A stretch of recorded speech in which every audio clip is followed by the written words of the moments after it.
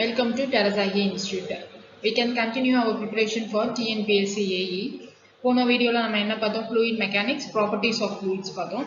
இன்னைக்கு நம்ம என்ன பார்க்க போறோம் அப்படின்னா fluid mechanicsல next topic pressure measurement and hydrostatic forces. First question பார்க்கலாம். Differential manometer are used to measure. Manometer is used to measure pressure. Differential manometer is used to measure differential pressure. இது எந்த ஆப்ஷன்ல கொடுத்திருக்காங்க? Option C. So option C is the correct answer. அது இல்லாம option remaining three ஆப்ஷன்ஸ்க்கு என்னன்னு பார்த்துக்கலாம். Pressure in water channels. In water channels atmospheric pressure exists, so we need to measure atmospheric pressure by means of aneroid barometer. So option A and D, it can be measured by means of aneroid barometer. ஓகேவா? இன்டைரக்டா நான் என்ன சொன்னேன், pressure in water channels can be measured by aneroid barometer. So கரெக்டா அது கிடையாது. ஓகேவா? atmospheric pressure is measured by means of aneroid barometer. Pressure in water pipes can be measured by any type of manometers. Manometer என்னென்ன டைப்லாம் இருக்கு? U-tube manometer, inverted U-tube manometer, micro manometer, differential manometer. என்ன manometer வேணா use பண்ணலாம். Suppose நமக்கு gauge pressure வேணுமா, atmospheric pressure வேணுமா, அதை பொறுத்து நம்ம என்ன manometer வேணா யூஸ் பண்ணிக்கலாம். இப்போ நம்ம ப்ரெஷர்ன்றோம். ப்ரெஷர்னா என்னன்னு ஃபர்ஸ்ட் பார்க்கலாம். ஃபர்ஸ்ட் என்னது? Atmospheric pressure. அட்மாஸ்பெரிக் ப்ரெஷர் அப்படின்னா என்ன அப்படின்னா normal pressure exerted by air. ஓகேவா? அட்மாஸ்பெரிக் ப்ரெஷர்னா என்ன? Normal pressure exerted by air upon all surface existing on a particular location. ஓகேவா? என்னது அட்மாஸ்பெரிக் ப்ரெஷர்னா normal pressure exerted by atmospheric air. இப்போ வந்து நம்ம இருக்கிற லொகேஷன்ல புக்ஸ் இல்ல லேப்டாப் இருக்கு அப்படின்னு கன்சிடர் பண்ணிக்கலாம்.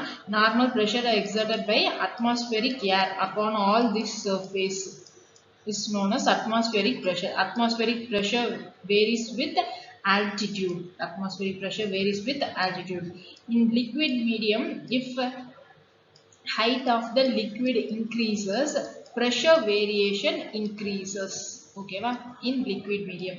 In air medium, if height altitude increases, pressure decreases.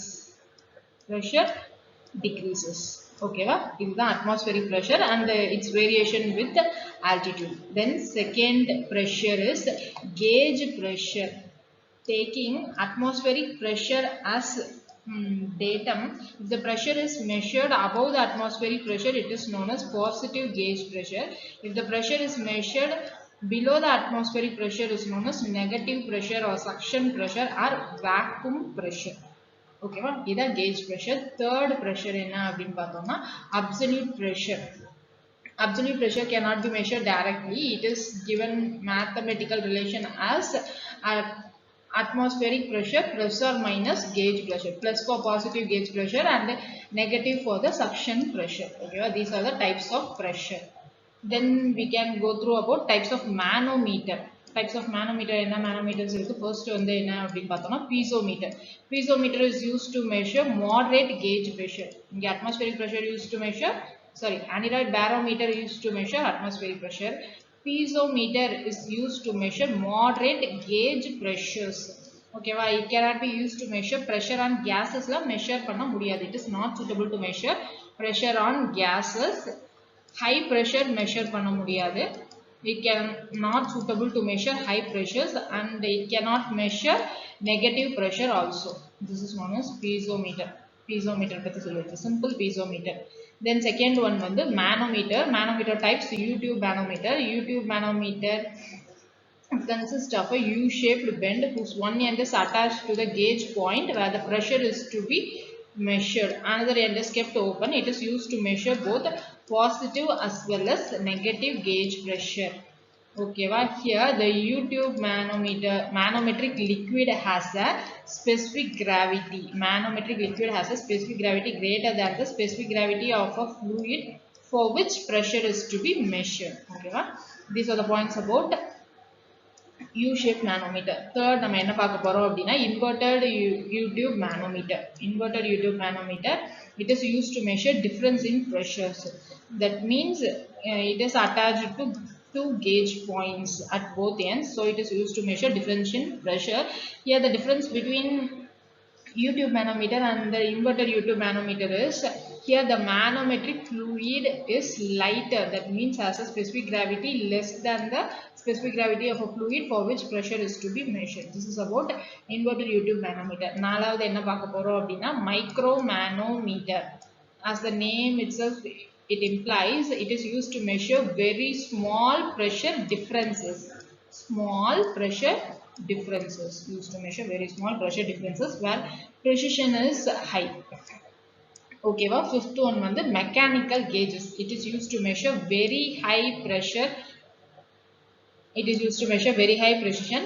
Sorry, very high pressure, but precision is very low. This is about mechanical gauges. Okay, well, the next question.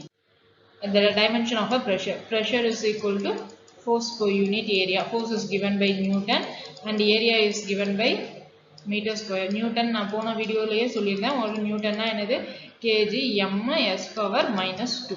ஓகேவா, divided by meter square na mm cancel ஆயிடும். So m l power minus 1 t power minus 2. This is the dimension of pressure. Then switching over to third question. Pressure at a point in a hydrostatic fluid. Considering a hydrostatic fluid, that is fluid resting in dam எடுத்துக்கலாம். இங்க என்னது any point, pressure at a point, considering a point, pressure at a point in a hydrostatic fluid remains same in all direction at a point. At a point in any direction pressure remains same. This law is given by Pascal. So the correct option is option A, Pascal's law. Archimedes law, அவர் என்ன law கொடுத்திருக்காரு அப்படினு பார்த்தா buoyancy related law. Buoyancy related law கொடுத்திருக்காரு. அவர் என்ன சொல்லியிருக்காரு அப்படினா upward buoyant force is equal to weight of the fluid displaced. Weight of the fluid displaced. இந்த law வந்து கொடுத்தது தான் Archimedes. Then Newton's law of viscosity போன வீடியோஸ்ல பார்த்தோம். Shear stress is proportional to rate of angular deformation. Galileo's law வந்து நம்ம fluid mechanicsல பார்க்க போறோம். Sorry, fluid mechanicsல வராது, general mechanicஸ்ல law of motionல வரும்.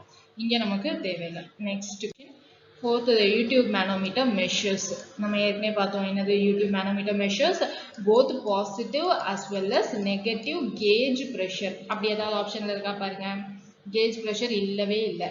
அப்போ நம்ம என்ன பண்ணணும், process of elimination, ஒவ்வொரு ஆப்ஷனையா eliminate பண்ணணும். First என்னது absolute pressure at a point. We can't measure absolute pressure directly ன்னு சொல்லிட்டேன். So option D வராது. ரெண்டாவது வந்து difference to measure difference in total energy ஆகும். manometer யூஸ் பண்ணி energy measure பண்ண மாட்டோம். So option C nahi. Then option B, local atmospheric pressure is measured only by means of aneroid barometer. So this can't be an option. இப்போ நமக்கு இருக்கிற ஒரே option இதுதான். But ஆனா இது எப்படி சாத்தியம் அப்படின்னு கேட்டிங்கன்னா U tube manometer consists of a U-shaped bend whose one end is open and one end is attached to gauge point அப்படின்னு சொல்லியிருந்தோம். பட் இது வந்து conditions apply must, கண்டிப்பா ஓப்பனா தான் இருக்கணும் அப்படின்னு இல்லை.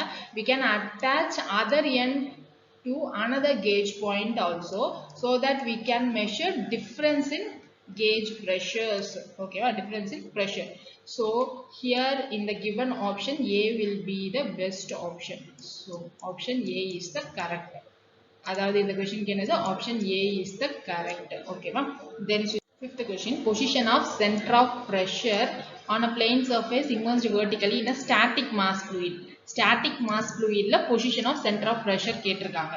It is given by என்ன law அப்படின்னா hydrostatic law. In hydrostatic law the pressure variation in a hydrostatic fluid எப்படி இருக்கும் அப்படின்னு சொல்லியிருப்பாங்க. hydrostatic law என்ன சொல்லுது அப்படின்னா linear variation of pressure with depth below the free surface. Linear variation of pressure with depth below the free surface. Free surface na liquid surface இது, அதுதான் free surface.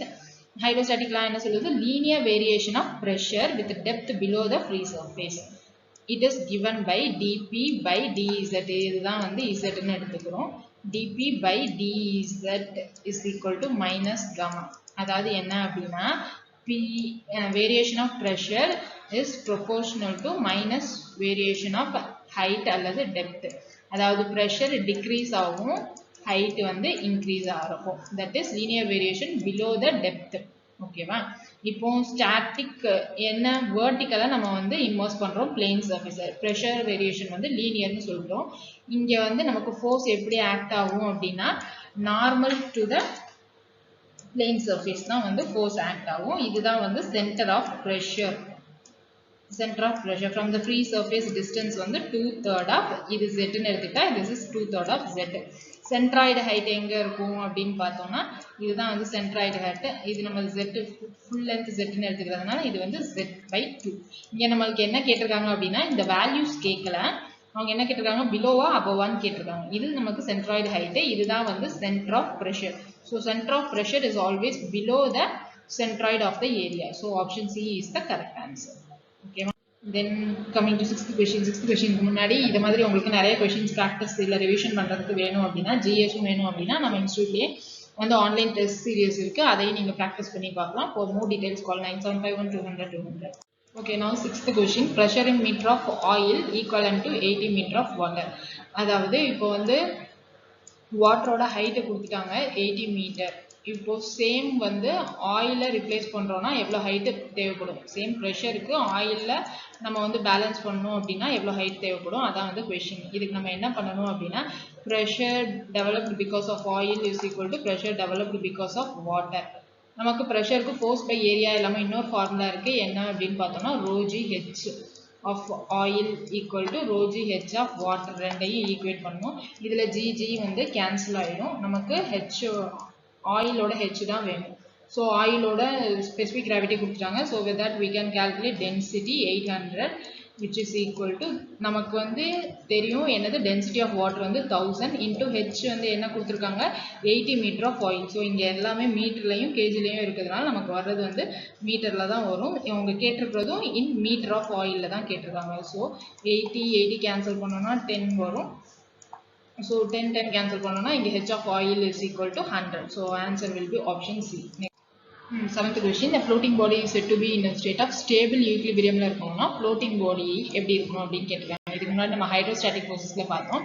அதுல என்னன்னா center of gravity is always above the center of pressure அப்படின்னு பார்த்தோம். இது வந்து ஹைட்ரோஸ்டாட்டிக்கு ஸ்டேபிளா இருக்கணும்ன்றதுக்காக இப்போ வந்து என்ன கேக்குறாங்கன்னா floating body இல்ல immersed bodies I mean submerged bodyக்கு stable equilibriumனா எப்படி இருக்கணும் அப்படின்னா first m இருக்கணும், then g, then b இருக்கணும். m னா என்ன? metacenter. Metacenter is a point through which floating body oscillates. அதுதான் வந்து metacenter. g னா நம்ம எல்லாருக்கும் தெரியும் through which center of mass acts. buoyancy னா through which weight of the fluid displaced act. ஓகேவா? இப்போ for stable equilibrium m வந்து above இருக்கணும், g வந்து மிடில்ல இருக்கணும், buoyancy வந்து கீழே இருக்கணும். இந்த gm distance தான் என்ன சொல்லுவோம் அப்படின்னா metacentric height ன்னு சொல்லுவோம். ஓகேவா? இங்க நமக்கு என்ன கொடுத்திருக்காங்க when the metacenter is 0 metacenter 0வா இருந்துச்சு அப்படின்னா நமக்கு என்னதுன்னா float வந்து oscillate ஆகலன்னு அர்த்தம். ஸோ அது வந்து floating bodyயாவே நம்மளால கன்சிடர் பண்ணிக்க முடியாது. ஸோ ஆப்ஷன் ஏ வராது. when the metacenter is above the center of gravity. Yes, metacenter is above the center of gravity. So option B is the correct option. Then coming to 8th question. A circular plate of diameter d. Circular plate of diameter d is submerged in a water vertically. So circle vertical பார்த்தாலும் எல்லா சைடும் சேமா தான் இருக்கும். So the topmost point is just at the water surface. Topmost point is just at the water surface. Center of pressure கேட்டிருக்காங்க. இப்போ நமக்கு normal plane surfaceனா தெரியும் என்னது force acting perpendicular to the plane. So center of pressure வந்து 2/3 of h ன்னு சொல்லிடலாம். இங்க வந்து நமக்கு circular plate ன்னு கொடுத்திருக்காங்க. So நம்ம வந்து derive பண்ணணும். Center of pressureக்கு ஒரு ஃபார்முலா இருக்கு. என்னது அப்படின்னா centroid height h bar plus ICG by A into multiply by h bar. IGG equal to okay HCP center of pressure என்ன ஃபார்முலா அப்படின்னா h bar plus IGG by A into h bar. இது வந்து submerged vertically தான். Suppose inclined அப்படின்னா IGG sin square theta. IGG sin square theta அப்படின்னா this is for inclined surface. இப்போ இதை வச்சு நம்ம வந்து இதுக்கு கண்டுபிடிக்க போறோம். நமக்கு I என்னன்னு தெரியும். ICG pi d power 4 by 64. A வந்து pi d square by 4. H வந்து d by 2. h bar வந்து d by 2. இது எல்லாமே நம்ம சப்ஸ்டிட்யூட் பண்ணா HCP என்ன வரும் அப்படின்னா 5d by 8. இத மாதிரி நம்ம வந்து ஒரு கான்ஸ்டன்ட்டா ஒரு 4 மெம்பர் ஐ மீன் 4 பிளேன் சர்ஃபேஸ் இருக்கு. அதுக்கு தான் கேட்பாங்க. ஸோ நம்ம இதுக்கு எல்லாத்துக்குமே டிரைவ் பண்ணணும்னு அவசியம் இல்லை. இதுக்கு நீங்க டிரைவ் பண்ணாலும் சேம் ஆன்சர் தான் வரும். இப்போ நான் எக்ஸாம்பிளுக்கு என்னன்னா ரெக்டாங்குலர் சர்ஃபேஸ் சொன்னேன் இல்லையா, rectangular surface or plane surface touching the free surface அப்படின்னா அதுக்கு வந்து 2/3 of h. இப்போ ஃபார் ட்ரையாங்கிளுக்கு ஏபெக்ஸ் டச்சிங் அப்படின்னா 3h by 4. இப்போ பேஸ் ட்ரையாங்கிள்லயே பேஸ் டச்சிங் அப்படின்னா h/2 ஓகேவா. ட்ரையாங்கிள் பேஸ் டச்சிங் அப்படின்னா h/2. இதுல சர்க்கிள் இல்லாம செமி சர்க்கிள் அப்படின்னு கொடுத்துருந்தாங்க அப்படின்னா என்ன வரும் 3πd/32. Centre of pressure values இதெல்லாம் நோட் பண்ணி வச்சுக்கோங்க 4 இது ஓகேவா. செமி சர்க்கிளுக்கு 3πd/32, பிளேன் சர்ஃபேஸ்க்கு 2h/3, triangle apex touching 3h/4, for base touching h/2. Next question number 9. The liquids used in manometer. Manometer use பண்ணுவோம்னா liquidsக்கு certain properties இருக்கணும். என்னது அப்படின்னா low density and high vapor pressure. These are the qualities. Low density and high vapor pressure. So option A. Okay, next question number 10. A vertical gate closes a horizontal tunnel. Horizontal tunnel இப்படி இருக்கு, vertical gate இங்க இருக்கு அப்படின்னா இது வந்து 6 meter height, 3 meter width, running full with water. So okay, running full with water. Pressure at the bottom of the gate கொடுத்துட்டாங்க. Linear variation of pressure below the free surface. So linear variation of pressure. Pressure at the bottom கொடுத்துட்டாங்க 196.2 கொடுத்துட்டாங்க. Total pressure on gate. Okay, pressure force கேட்டிருக்காங்க. நியூட்ரல்ல இருக்கிறதுனால என்ன கேட்டிருக்காங்க, pressure force கேட்டிருக்காங்க. Pressure கொடுத்தாச்சு, நமக்கு ப்ரெஷர் ஃபோர்ஸ் தான் வேணும் அப்படின்னா ப்ரெஷர் இன்ட்டு ஏரியா பண்ணா போதும். இங்க நமக்கு ப்ரெஷர் என்னது 196.2 இன்ட்டு கிலோ நியூட்டன்ல இருக்கு. ஸோ 10⁻3. ஏரியா வேணும் அப்படின்றப்போ என்னது 6 × 3. ஸோ 6 × 3 3.5 × 10⁻6 சம்திங் வரும். இங்க கொடுத்துருக்கிறதுல நமக்கு நியரஸ்ட் ஆன்சர் வந்து option B. So correct answer is option B. Next question இல்லை. சப்போஸ் நீங்கள் வந்து கிளாஸ் ஜாயின் பண்ணணும் அப்படின்னு நினச்சிங்கன்னா, எனக்கு கிளாஸ் ரூமில் உட்காந்து படித்தா தான் படித்த மாதிரி இருக்கும் அப்படின்னு நினச்சிங்கன்னா, நம்ம இன்ஸ்டியூட்டில் regular class room coaching start பண்ணுறோங்க from February 24. For more details, contact 9751 200 200. Thank you. Next class.